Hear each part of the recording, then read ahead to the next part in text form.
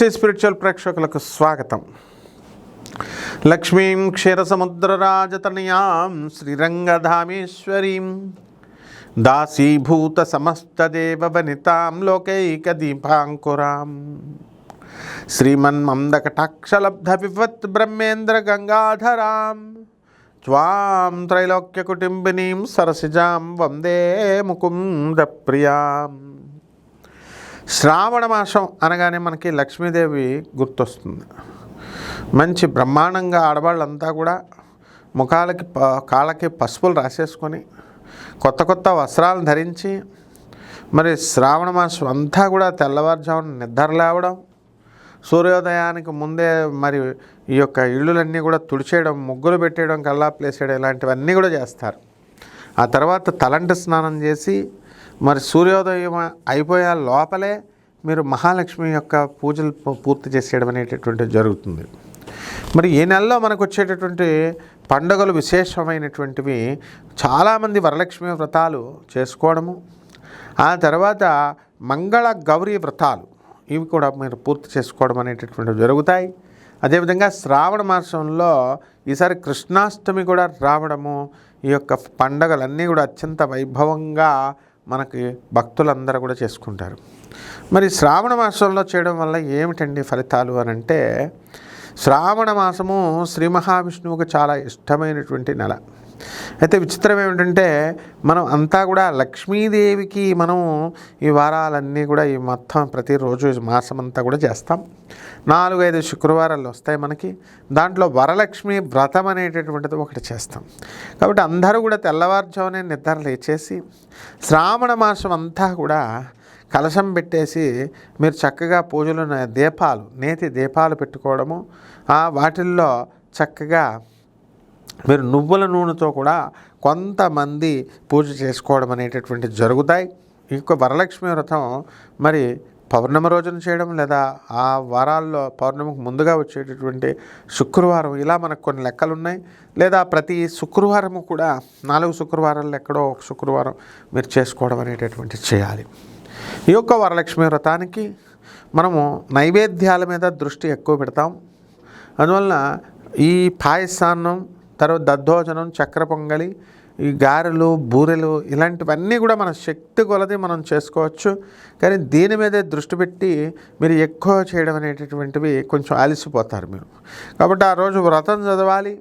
ఆ వ్రతంలో మనకి ఇవన్నీ కూడా వర్ణించబడ్డాయి. లక్ష్మీదేవి యొక్క అష్టలక్ష్ముల యొక్క గొప్పతనం. మరి చారుమతి అనేటటువంటి ఆమె మీరు పూజ చేయడము ఈ వ్రతాన్ని, ఆ తర్వాత ఆమె తన చుట్టుపక్కల ఉన్నటువంటి ముత్తైదువులను అందరినీ కూడా తీసుకురావడం, వాళ్ళంతా కూడా మనకి కోటీశ్వరులు అవ్వడం, ఒక్కొక్క తోరంకి ఒక్కొక్కటి జపం చేయడం, ఇలాంటివి అనేకమైనటువంటి కథలు ఉన్నాయి. కృష్ణాష్టమి వస్తుంది. మరి ఎవరికైతే ఆనవాయితీ ఉందో అటువంటి వాళ్ళంతా కూడా కలశం పెట్టి పూజ చేసుకోండి.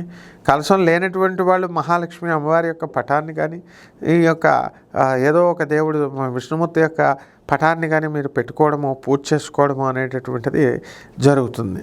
ఈ యొక్క శ్రావణ మాసంలో దీపదానాలు ఇవన్నీ కూడా ఎలా ఉన్నాయో, గోదానము, భూదానము, సువర్ణదానము, హిరణ్యదానము, అలా అన్ని రకాల దానాలు ఉన్నాయి.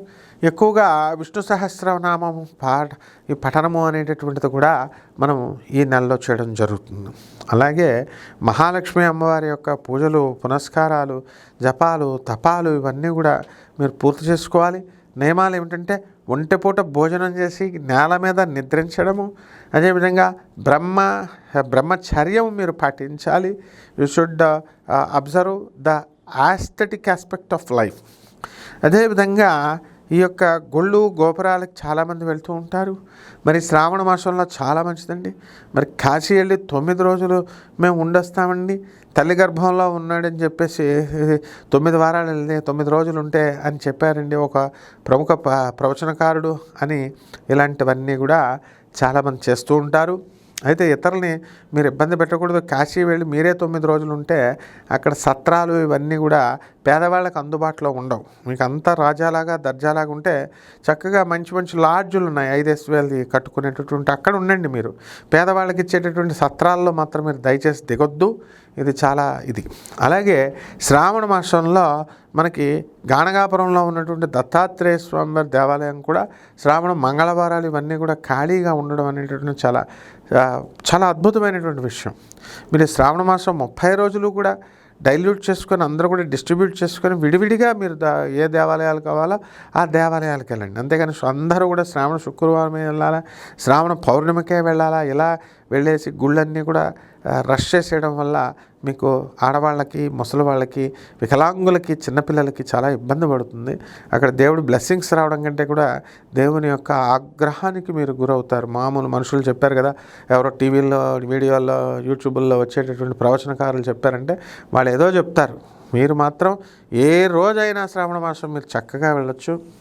ఇక ముఖ్యంగా మీరు దాన ధర్మాలు పేదవారికి ఈ యొక్క శ్రావణ మాసమంతా కూడా చేసుకోవాలి. అన్నదానాలు చేసుకోవచ్చు. వాయిన దానాలు మీరు 5గురికి మీరు ఇవ్వడం అనేటటువంటివి జరుగుతాయి ఇక్కడ. ఇవన్నీ కూడా వరలక్ష్మి వ్రతంలో మనం మళ్ళీ విడిగా చెప్పడం అనేటటువంటి జరుగుతాయి. ఒకటి శ్రావణ మాసంలో మీరు చేసేటటువంటి చాతుర్మాస్య దీక్షలన్నీ కూడా ప్రారంభమవుతాయి. ఇలా చక్కగా చేసుకోవడం ద్వారా అద్భుతమైనటువంటి ఫలితాలు మీకు లభిస్తాయి. అలాగే మీకు సకల కష్టాలు అనేటటువంటి మీకు తొలగిపోతాయి. ప్రతిరోజు కూడా ఒక పండగగా, ప్రతి క్షణము మీరు శ్రీమన్నారాయణమూర్తి యొక్క నామజపం వల్ల మీరు చక్కటి అద్భుతమైనటువంటి ఫలితాలు మీకు పొందుతారు. శుభమస్తు.